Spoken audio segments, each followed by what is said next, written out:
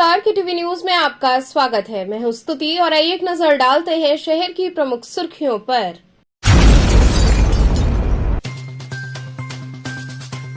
17 दिवसीय महाव्रत के उद्यापन के साथ ही धान की बालियों से सजा मां अन्नपूर्णा का दरबार।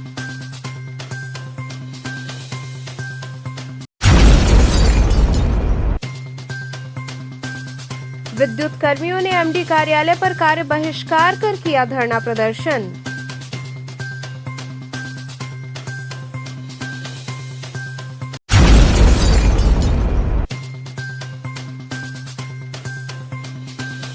राष्ट्रीय पिछड़ा वर्ग ओबीसी मोर्चा ने अपनी विभिन्न मांगों को लेकर शास्त्री घाट पर किया धरना प्रदर्शन।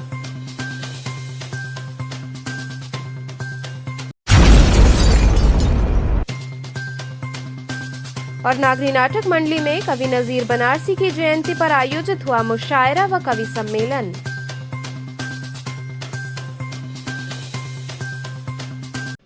और अब खबरें विस्तार से। 17 दिवसीय महाव्रत के उद्यापन के साथ ही धान की बालियों से माता अन्नपूर्णा का दरबार भव्य रूप से सजाया गया। माता अन्नपूर्णा के 17 दिवसीय महाव्रत अनुष्ठान का मंगलवार को उद्यापन हुआ। इस दौरान पूर्वांचल के किसानों ने धान से माता का भव्य श्रृंगार किया। वहीं मां की श्रृंगारित झांकी के दर्शन हेतु भक्तों का तांता लगा रहा। 17 दिन का ये कठिन व्रत कुटुंब के सुख समृद्धि और आरोग्य के लिए किया जाता है। इसमें दिन में एक बार फलाहार किया जाता है। वहीं व्रत के उद्यापन के लिए भक्त मंदिर में पहुंचते हैं और श्रद्धानुसार 21, 51 या 108 परिक्रमा करते हैं। वहीं ऐसी मान्यता है कि पूर्वांचल के किसान अपनी पहली फसल माता को अर्पित कर आशीर्वाद मांगते हैं कि कभी भी धन धान्य की कमी न हो। वहीं धान की बालियों से माता अन्नपूर्णेश्वरी का दरबार सजाया जाता है। इस दौरान मंदिर के महंत शंकरपुरी जी महाराज ने बताया कि इस व्रत को करने से सभी कष्ट दूर होते हैं। भक्तों को कभी भी धन धान्य की कमी नहीं होती है। वहीं इस अवसर पर मंदिर के गर्भगृह से लेकर पूरे परिसर को धान की बालियों से आकर्षक रूप से सजाया गया। मंदिर के महंत ने बताया कि बुधवार को भक्तों में प्रसाद स्वरूप धान की बालियों का वितरण किया जाएगा। मां अन्नपूर्णा काशी का प्राचीन अन्नपूर्णा मंदिर है, जहाँ पर मां अन्नपूर्णा का वर्ष में एक बार व्रत चलता है। तो पंचमी से शुरू होता है और आज चंपा छठ है। आज तक माता जी का व्रत चलता है। आज लोग उद्यापन करते हैं। आज लोग 17 प्रकार के सुहाग का सामान लाते हैं और 17 प्रकार के व्यंजन लाते हैं। 17 सुहागिन को लोग देते हैं या कन्याओं को देते हैं, ब्राह्मणों को देते हैं और आज उद्यापन करते हैं। आज माता जी का जो भोग लगता है वो कच्चे नए चावल से लगता है, नए अन्न से लगता है। आज गुड़ से एवं फलों से एवं मेवा से आज माता जी को अर्पित किया जाता है। अर्पित करने के बाद उस भोग से ही लोग अपना पारायण जो करते हैं, व्रत करते हैं और उसको आज तोड़ते हैं और उद्यापन करते हैं। तो अभी नीचे प्रसाद मिल रहा है, लोग प्रसाद ले रहे हैं और प्रसाद लेके जा रहे हैं और यहाँ से उद्यापन करने के बाद अपने घर पे जाएंगे, भंडारा करेंगे और माता जी का यहाँ से आशीर्वाद प्राप्त कर रहे हैं। लोग जा रहे हैं। और मां जी, धान के श्रृंगार का क्या महत्व है? जो धान है पूर्वांचल के किसान लेके आते हैं। नई फसल होती है, नया अन्न होता है, तो उस धान से श्रृंगार किया जाता है। साल में, वर्ष में एक ही बार श्रृंगार होता है। जो आज धान का श्रृंगार हुआ है, करीब करीब 40 कुंटल से ऊपर धान आई है, जिससे श्रृंगार हुआ है धान की बालियों से। फिर यही धान की बालियां श्रृंगार के बाद कल माता जी की प्रसाद के रूप में भक्तों को वितरण की जाएगी और लोग लेके जाएंगे और अपनी फसल में या अपने अनाज में रखेंगे। तो निश्चित बरकत होती है। किसी प्रकार की रोग वगैरह होती है तो ये माता जी का 4 दाने भी डाल देते हैं, तो निश्चित है कि उसमें किसी प्रकार का रोग नहीं लगता और जो भी वो उत्पत्ति होती है उसमें वृद्धि होती है, ऐसा मानना है। और तमाम किसान आते हैं यहाँ से धान की बालियाँ लेके जाते हैं। विद्युत कर्मियों ने एमडी कार्यालय पर कार्य बहिष्कार कर धरना प्रदर्शन किया। भिखारीपुर स्थित एमडी कार्यालय पर विद्युत कर्मचारी संयुक्त समिति द्वारा पूर्ण रूप से कार्य बहिष्कार कर जमकर धरना प्रदर्शन किया गया। 15 सूत्री मांग को लेकर विद्युत कर्मचारी संयुक्त समिति ने प्रबंधन को नोटिस दिया था, परंतु मांगे पूरी नहीं होने पर कार्य बहिष्कार कर धरना प्रदर्शन किया गया। इस दौरान कर्मियों ने विद्युत प्रबंधन के खिलाफ जमकर नारेबाजी की। वहीं धरना प्रदर्शन कर रहे कर्मचारियों का कहना था कि हम लोगों के सामने कई समस्याएं हैं, जिसको लेकर समय समय पर हम लोगों द्वारा प्रबंधन को अवगत कराया गया, लेकिन इन पर कोई असर नहीं हुआ। वहीं कर्मचारियों का कहना था कि जब तक हम लोगों की मांगे नहीं मानी जाएंगी, हम कार्य बहिष्कार कर धरना प्रदर्शन करने हेतु बाध्य होंगे। सभा को इंजीनियर चंद्रशेखर चौरसिया, आर.के. वाही, इंजीनियर संजय भारती, ए.के. श्रीवास्तव, शशि किरण मौर्य, सुनीता मजुमदार आदि पदाधिकारियों ने संबोधित किया। आपको पता है हमारा नोटिस 8 नवंबर का ही पड़ा हुआ है। बहुत जायज़ सी मांगे हैं जिसके संबंध में हमने ऊर्जा प्रबंधन को पहले ही पत्र दिया था और एक सकारात्मक वातावरण हेतु, एक जो है नकारात्मक कार्यशैली खत्म करने हेतु, वेतन विसंगतियों को दूर करने हेतु, नियमित तरीके के कार्य करने वाले संविदा कर्मचारियों को नियमित करने हेतु इसी प्रकार की कुल 15 मांगे हैं जो कि बहुत ही जायज़ हैं।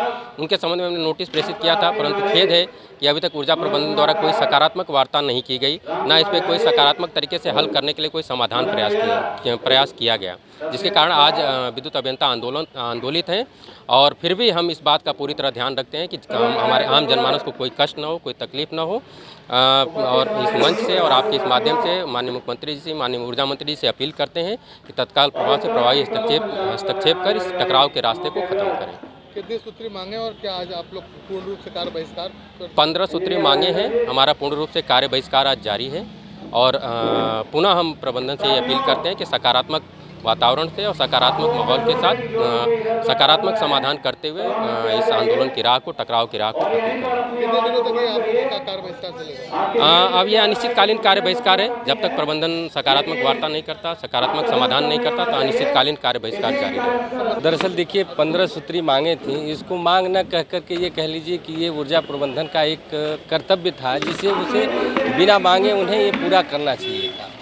बिजली विभाग का जो कार्मिक है अपने जान को जोखिम में डाल करके, अपने प्राणों की आहुति दे करके भी सरकार और ऊर्जा प्रबंधन की जो नीतियां हैं उसे धरातल पर उतारने का काम करता है और हर घर को रोशन करने का काम करता है। बिजली विभाग के जो कार्मिक हैं, इनकी जो सेवाएं हैं सीमा पर तैनात उस सिपाही से कमतर नहीं है, लेकिन आज के वर्तमान परिवेश में सरकार और ऊर्जा का जो शीर्ष प्रबंधन है, उधर अगर आप देखिए तो जो सीमा पर तैनात सिपाही है उस पर पूरा डिफेंस सिस्टम एक बैकअप का काम करता है, लेकिन हमारे जो विभाग में जो कार्यरत कार्मिक हैं उनको बैकअप देने की बजाय छोटी छोटी कमियों को इंगित करके उन्हें बड़ा से बड़ा दंड दिया जा रहा है और दंड ऐसा जिसका कोई मापदंड नहीं है।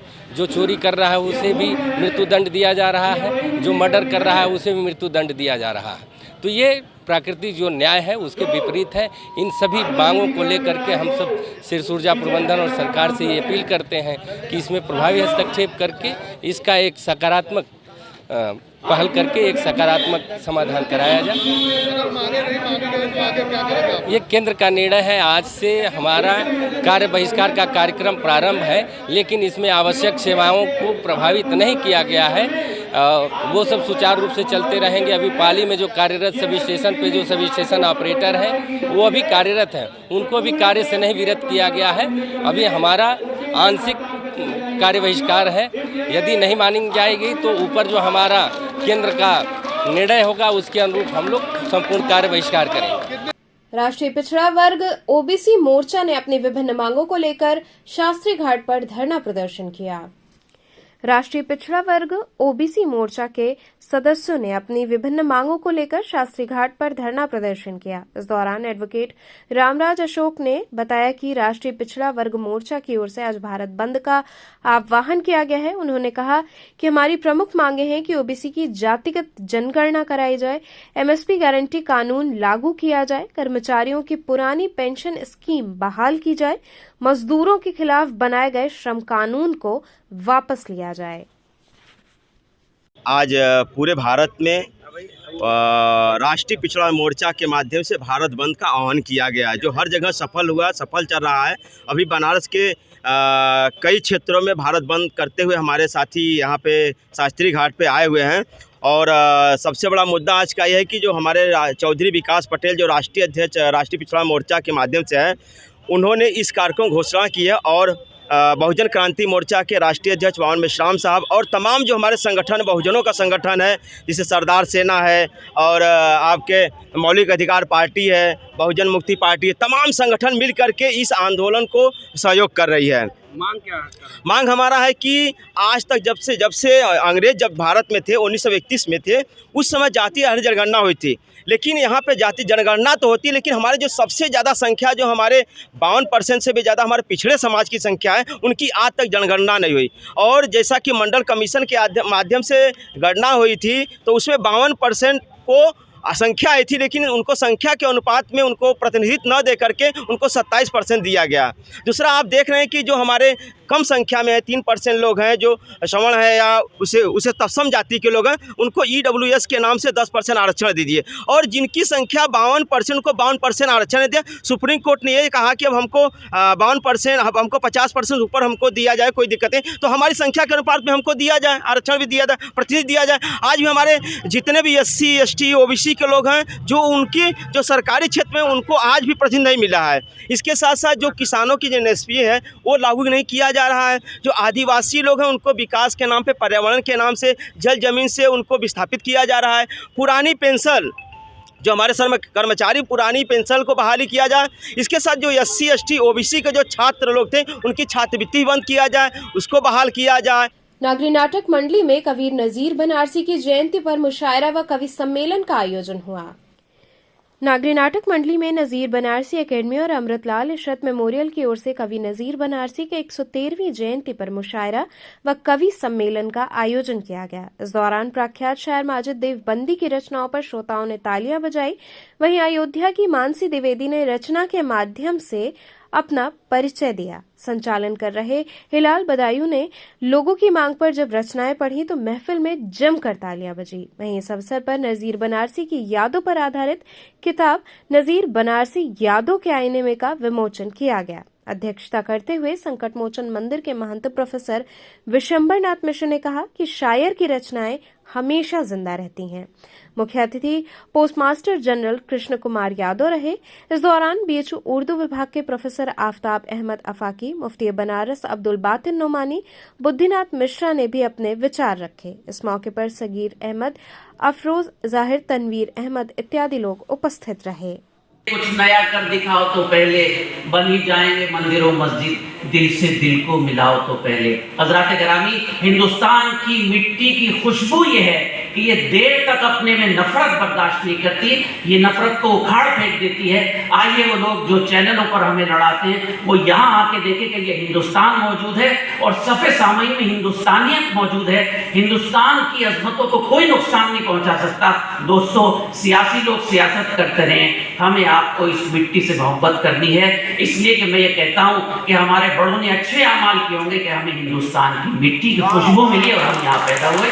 हमारे बनारस के जाने माने मशहूर शायर जो कि पूरे दुनिया में एक जाने पहचाने जाते हैं, ये गंगा जमुनी तहजीब के बहुत बड़े बानी थे। उनकी 113वीं जयंती पर ये इस प्रोग्राम का आयोजन किया गया है, जिससे पूरे दुनिया को, पूरे हिंदुस्तान को, हमारे बनारस को एक हमारी जो गंगा यमुना तहजीब के मालिक थे एक बहुत ही अच्छा प्यारा पैगाम जाए, जिसके लिए इस प्रोग्राम का आयोजन किया गया है। क्या खास है आज के कार्यक्रम में? आज के कार्यक्रम में ख़ास है कि जो नज़ीर साहब की पुस्तक का आज विमोचन हुआ है यादों के आईने में, इस पुस्तक का जो विमोचन किया गया है ये हमारी गंगा जमुना तहजीब के जो 2 इल्म बरदार हैं बनारस में, संकट मोचन मान के हमारे महंत जी और हमारे मुफ्ती शहर मुफ्ती अब्दुल बातिन नोमानी साहब, इन्होंने गंगा जमुना तहजीब की दोनों लोगों ने मिल के जो आज रिवायत कायम की है, दोनों लोगों ने मिल के जो विमोचन किया है, इससे जो पैगाम पूरी दुनिया में मोहब्बत का जाएगा, ये बहुत बड़ा हम लोगों का मेन मकसद है। ताकि नज़ीर साहब की जो गज़लें हैं, जिन्होंने हमेशा अपनी मेरी एक आँख गंगा मेरी एक आँख जमुना, इस तरह के शेर से जो हम सब लोगों को जो एक गंगा में तहजीब दी है, मोहब्बत का पैगाम दिया है, इससे सबको मेल मोहब्बत और भाईचारे का पैगाम भेजना है। कहाँ के लोग आज यहाँ हैं? आज यहाँ हिंदुस्तान के मुख्तलिफ़ कोनों से अलग अलग तरह के शायर आए हैं, जिसमें हमारे माजिद देवबंदी साहब हैं। हमारे बनारस के कवि सम्मेलन में काफ़ी बड़े शायर लोग हैं और इसका आयोजन हम अकेडमी के लोगों ने जो किया है, हमारी ख्वाहिश है कि इससे पूरे हिंदुस्तान में एक अमन का और भाईचारे का पैगाम जाए। सुबह बनारस क्लब द्वारा जरूरतमंदों में कंबल का वितरण किया गया।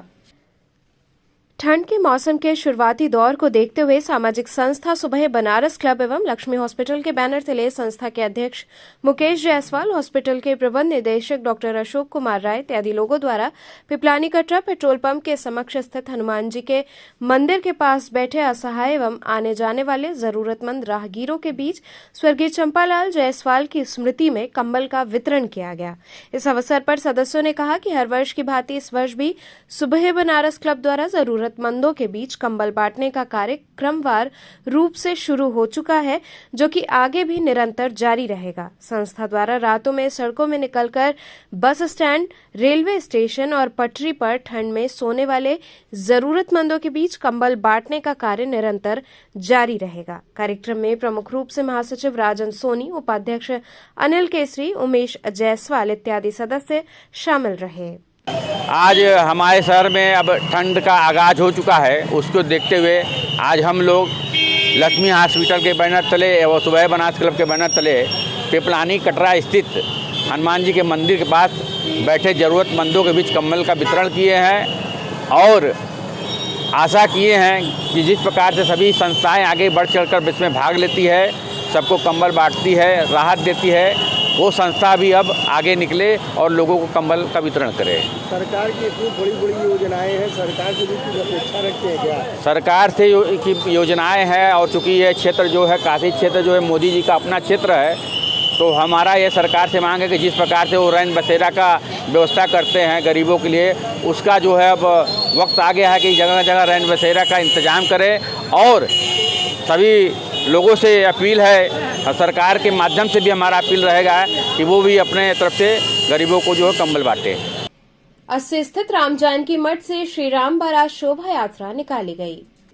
संत पंजाबी महाराज की प्रेरणा से महामंडलेश्वर महंत राजकुमार दास के 80 स्थित राम जानकी मठ ट्रस्ट में प्रतिवर्ष की भांति इस वर्ष भी चल रहे 3 दिवसीय श्री सीताराम विवाह महोत्सव के दूसरे दिन मठ से श्री राम बारात शोभा यात्रा निकाली गई।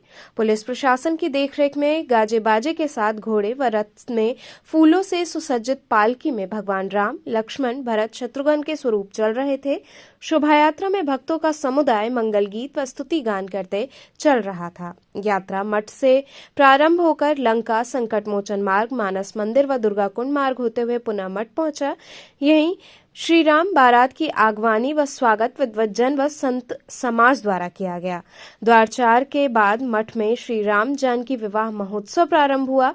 विवाह से पूर्व जयमाल, लावा परछन एवं अन्य विवाह रस्म होने के पश्चात मां जानकी का कन्यादान किया गया। राम बारात शोभा यात्रा विवाह उत्सव में महंत राम बालक दास, सियावल्लभ, सर्वेश्वर शरण दास, मनोज पांडे, गोविंद शर्मा, विकास खनेजा सहित बड़ी संख्या में श्रद्धालु शामिल रहे।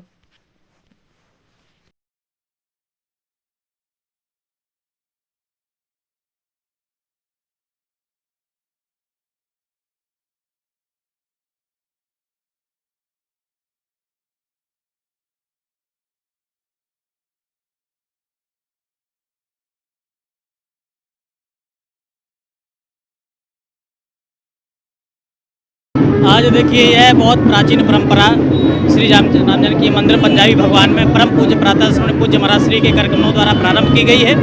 यह परंपरा श्री राम जानकी महोत्सव जो सीताराम विवाह महोत्सव होता है, बड़े धूमधाम से पूरी रीति रिवाज के साथ 3-4 दिन लगातार उत्सव चलता है। मटवा से लेकर के और पूरी बारात के कलेवा तक चलता है और बड़े धूमधाम से काशी में एक अद्वितीय अद्भुत और अशोभनीय बिल्कुल दिव्य जो है शोभनीय पाते हुए संतों के साथ बारात प्रस्थान करती है और पूरे धूमधाम बैंड बाजे के साथ, जैसा कि आप देख पा रहे हैं, अति आनंद धूमधाम के साथ जो है बारात निकलती है और ये प्रति साल चलता आ रहा है। ऐसे हमारे परम पूज्य गुरुदेव श्री 108 श्री पंजाबी भगवान जी महाराज जी के ये श्री सीताराम विवाह महोत्सव प्रारंभ करे काशी में और काशी भगवान भोलेनाथ की नगरी में भव्य श्री सीताराम विवाह महोत्सव ये आज होने जा रहा है राम जानकी मठ से। और ये शोभा यात्रा जो है भगवान श्री राम की निकाली जा रही है, जो कि सभी आपके बनारस के सभी संत महंत और गणमान्य नागरिक पधारे हुए हैं। और ये बारात जो है संकट मोचन होते हुए पुनः आश्रम आएगी और इसके बाद जो है भगवान राम का श्री किशोरी जी का यहाँ जयमाल होगा, दर्शन होगा, कन्यादान होगा, विवाह होगा और कल जो है फिर भगवान का कलेवा होगा। ये हमारे यहाँ परम पूज्य गुरुदेव भगवान ने प्रारंभ कराया था, तो करीबन ये 30 साल हो गए लगभग परंपरा को चलते हुए, और ये प्रतिवर्ष की भांति हर वर्ष ऐसे होता रहेगा। यहाँ रुकेंगे एक छोटे से ब्रेक के लिए, आप बने रहिए KTV के साथ। खबरों से जुड़े रहने के लिए हमारे चैनल KTV वाराणसी को सब्सक्राइब करें और लेटेस्ट अपडेट्स के लिए बेल आइकन को प्रेस करें।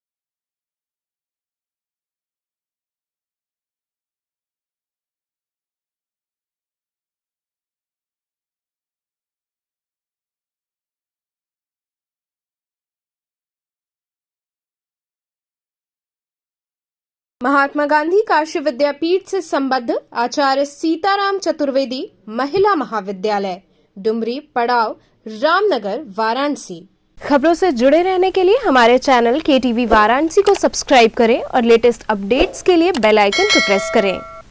ब्रेक के बाद आपका स्वागत है। वाराणसी आए प्रदेश के आबकारी राज्य मंत्री नितिन अग्रवाल ने सर्किट हाउस में मीडिया से बातचीत की। प्रदेश के आबकारी राज्य मंत्री स्वतंत्र प्रभार नितिन अग्रवाल वाराणसी पहुंचे और सर्किट हाउस में मीडिया से बातचीत की। उन्होंने कहा कि यूपी की शराब नीति को दूसरे प्रदेशों ने अपनाया। चुनाव में भाजपा की स्थिति पहले से अच्छी रही है और आगे भी बेहतर रहेगी। उन्होंने बताया कि काशी तमिल संगमम में शामिल होने के लिए काशी आए हैं। मंडल की समीक्षा बैठक का भी आयोजन किया गया। राज्य मंत्री ने कहा कि पीएम नरेंद्र मोदी उत्तर और दक्षिण भारत के लोगों में आपसी समन्वय और सौहार्द बनाने के साथ ही दोनों क्षेत्रों की सांस्कृतिक गतिविधियों के आदान प्रदान का मार्ग खोल रहे हैं। ये बहुत बड़ी बात है। शराब नीति पर उन्होंने कहा कि उत्तर प्रदेश की शराब नीति को अन्य प्रदेशों ने भी अपनाया है। सबसे ज्यादा राजस्व यूपी में शराब नीति से आ रहा है। वहीं चुनाव को लेकर उन्होंने कहा कि चुनाव आरोप प्रत्यारोप से नहीं लड़ा जाता, जनता के बीच जाकर चुनाव लड़ा जाता है। देखिए, विभाग की समीक्षा बैठक करी थी बनारस मंडल के। क्या लक्ष्य है, क्या प्राप्तियां हुई हैं, साथ ही साथ प्रवर्तन के कार्य की क्या प्रोग्रेस है, इन्हीं सब बिंदुओं पे विभागीय समीक्षा बैठक मैंने कर रहा था। और जो लक्ष्य हम लोग ने बनाया है, उस लक्ष्य को प्राप्त करने में और क्या क्या हम लोगों को आवश्यकताएं हैं, कैसे हम उस लक्ष्य को प्राप्त कर सकते हैं, उसके बारे में भी वार्ता हुई है। प्रदेश सरकार ने एक बड़ा लक्ष्य निर्धारित किया था, उस लक्ष्य को हम लोग को प्राप्त करना है और ऐसे लगातार मैं मंडलों में और ज़िलों में इसकी समीक्षा करके इसको और तेज़ी कैसे लाया जाए और कैसे लक्ष्य को हम प्राप्त करें, इसकी कार्य योजना बनाई जाती है।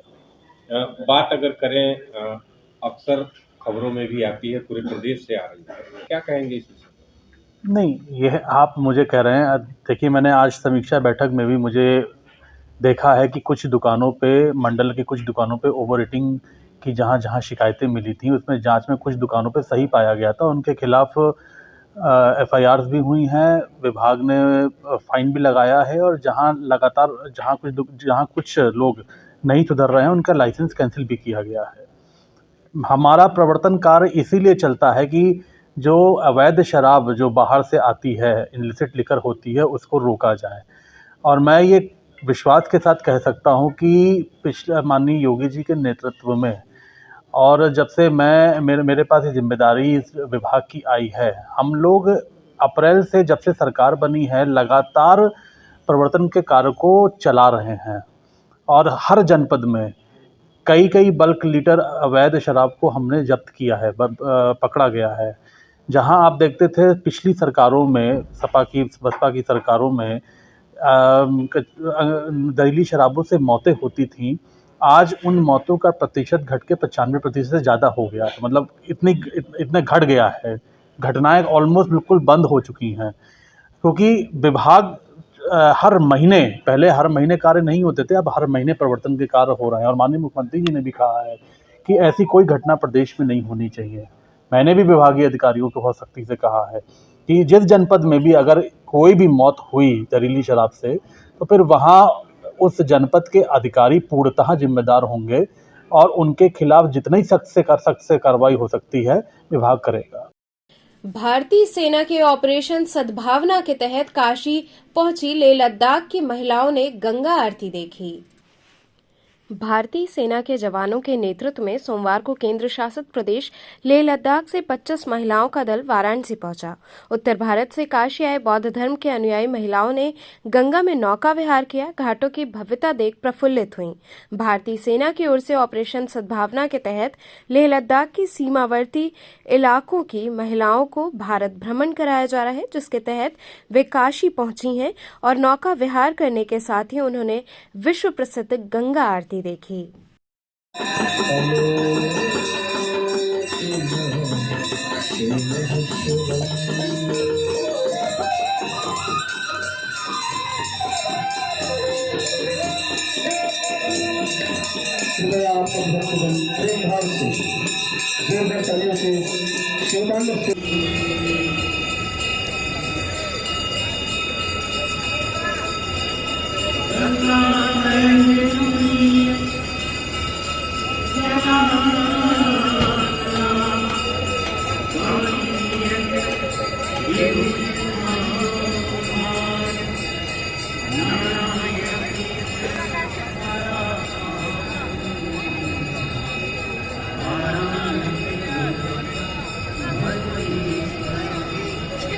उत्तर प्रदेश के मदरसों में कक्षा 1 से 8 तक के विद्यार्थियों को अब छात्रवृत्ति नहीं दी जाएगी।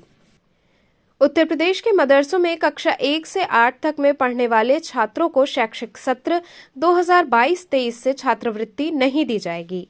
केंद्र सरकार की ओर से इस बारे में निर्देश जारी कर दिए गए हैं। कक्षा 1 से 5 तक के विद्यार्थियों को एक वर्ष में 1000 रुपए दिए जाते हैं, जबकि 6वीं से 8वीं तक के लिए छात्रवृत्ति की राशि अलग अलग है। प्री मैट्रिक स्कॉलरशिप सिर्फ कक्षा 9 और 10 के पात्र विद्यार्थियों को मिलेगी। उत्तर प्रदेश मदरसा शिक्षा परिषद के चेयरमैन इफ्तिखार अहमद जावेद ने बताया कि शिक्षा के अधिकार अधिनियम के तहत कक्षा 1 से 8 तक के बच्चों को निःशुल्क शिक्षा दी जाती है, साथ ही उन्हें अन्य सुविधाएं भी मुहैया कराई जाती हैं। इसलिए इनका स्कॉलरशिप बंद किया गया है और 9वीं 10वीं कक्षा के छात्रों को स्कॉलरशिप जारी रहेगी।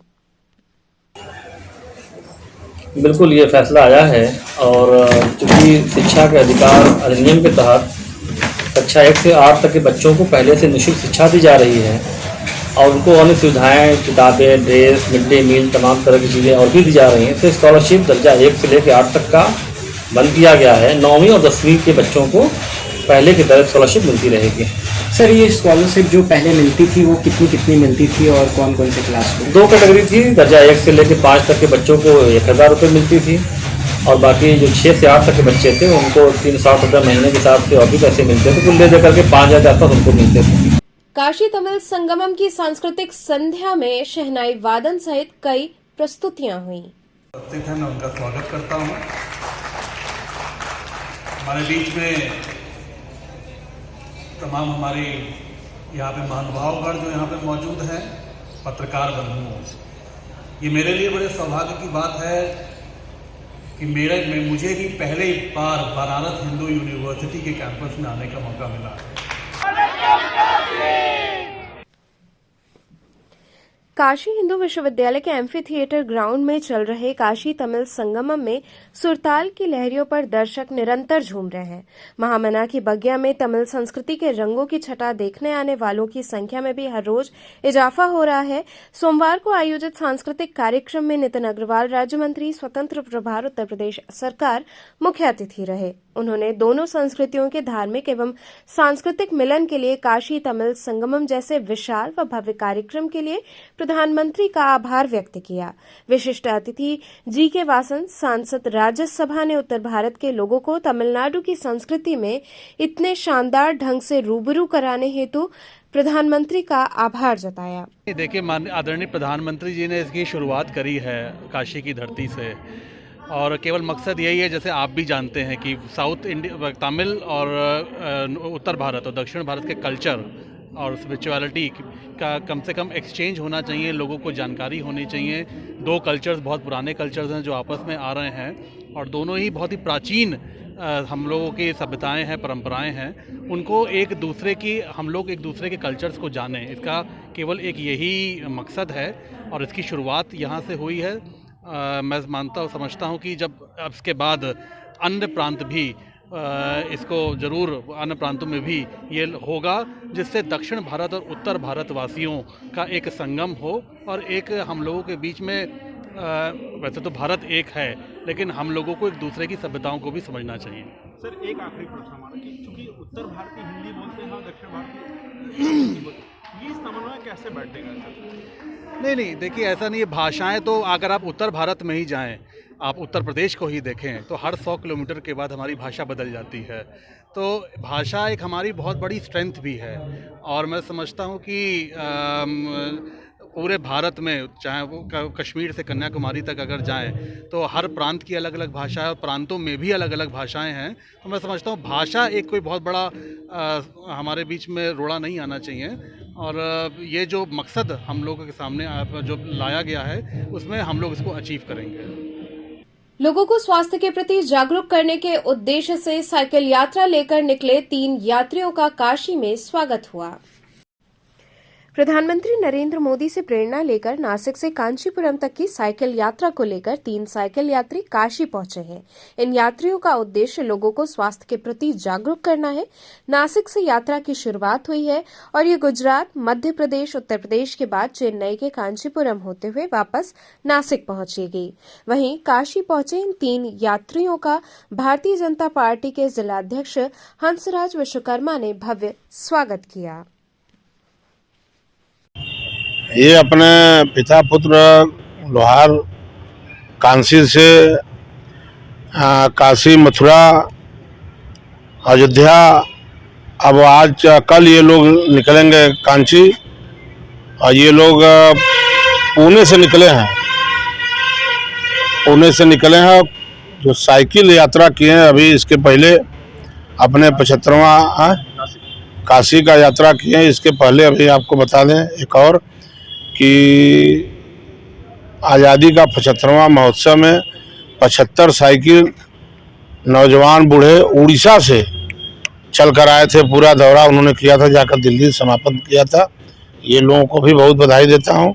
निश्चित तौर पर उन्हें वाराणसी के सांसद, देश के सबसे प्रधानमंत्री आदरणीय नरेंद्र मोदी के मिशन को ये लोग यथार्थ कर रहे हैं, इसके लिए इन लोगों को बहुत बधाई। ये अपने दोनों पुत्रों के साथ जो दौरा कर रहे हैं साइकिल से, बहुत बहुत बधाई काशी की तरफ से, काशी की जनता की तरफ से। यहाँ सभी अपने पत्रकार बंधुओं, बात अगर करें इनके साइकिल यात्रा की, तो क्या कुछ उद्देश्य है साइकिल यात्रा के पीछे? निश्चित तौर पर कहीं न कहीं एक मिशन है इन लोगों का। साइकिल यात्रा से जाकर अपना एक लोहार पिता पुत्र का एक संकल्प है इन लोगों का, उस संकल्प को पूरा करने के लिए चल रहा है। मास्टर्स गेम्स फेडरेशन द्वारा प्रेस वार्ता आयोजित हुई। पत्रकारों से मुखातिब होते हुए मास्टर्स गेम फेडरेशन के कार्यकारी अध्यक्ष जगदीप मधोक ने 5वें राष्ट्रीय मास्टर्स गेम्स के विषय में पूर्ण जानकारी दी। उन्होंने बताया कि राष्ट्रीय मास्टर्स गेम आगामी 11 से 14 फरवरी 2023 को IIT BHU के कैंपस में होना सुनिश्चित हुआ है। इसमें 30 वर्ष की आयु से ऊपर के महिला और पुरुष खिलाड़ियों के लिए 15 खेल प्रतियोगिताओं का आयोजन किया जाएगा। आज एक बहुत बड़े हर्ष की बात है कि हम बनारस जैसी पवित्र नगरी में, बाबा काशी की नगरी में नेशनल गेम्स कराने जा रहे हैं, जिसमें कि लगभग, जैसा कि विनोद भैया ने बताया, सर ने, हमारे जनरल सेक्रेटरी, उन्होंने, लगभग between 5,000 to 7,000 people are coming, 30-35 साल से ऊपर और 105 तक। मैं खुद वेटरन शूटिंग करता हूँ, सबको पता ही है बनारस में, और पहले भी शूटिंग करता रहा हूँ, अब तो वेटरन करता हूँ। तो इसमें वो मज़ा आएगा जो कि आप देख के आपको प्रसन्नता होगी और लगेगा कि ज़िंदगी दोबारा जीने की चीज़ है। तो मैं आप सभी आपके माध्यम से, आप लोगों के माध्यम से सबसे यही अनुरोध करूँगा कि फरवरी में ज़्यादा से ज़्यादा लोग इकट्ठा होके इस मैचेस को देखें, और यूनिवर्सिटी के ग्राउंड्स पे हो रहा है, और हम उस समय अपने सारे पत्रकार बंधुओं को निवेदन करेंगे कि वो हमें इसमें अधिक से अधिक हेल्प करें, अधिक से अधिक इसमें हमारे साथ दें। और आपके भी जो 50+ के लोग हैं, जो जरा भी कोई खेलना का शौक़ रखते हैं, उनको ज़रूर लेके आएँ और दौड़ाएं, चाहे वो माताएं हों, बहनें हों, 50+ की। बहुत मज़ा आएगा, it will be fun item. Thank you very much. तो चलते चलते पुनः एक नजर डालते हैं शहर की प्रमुख सुर्खियों पर।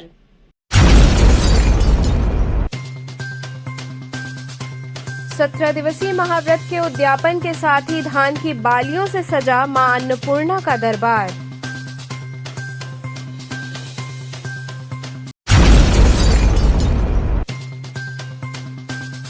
विद्युत कर्मियों ने एमडी कार्यालय पर कार्य बहिष्कार कर किया धरना प्रदर्शन।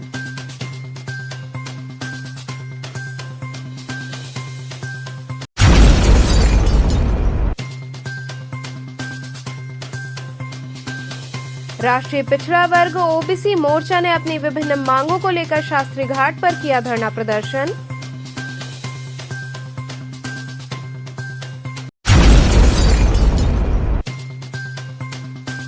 और नागरी नाटक मंडली में कवि नजीर बनारसी की जयंती पर आयोजित हुआ मुशायरा व कवि सम्मेलन।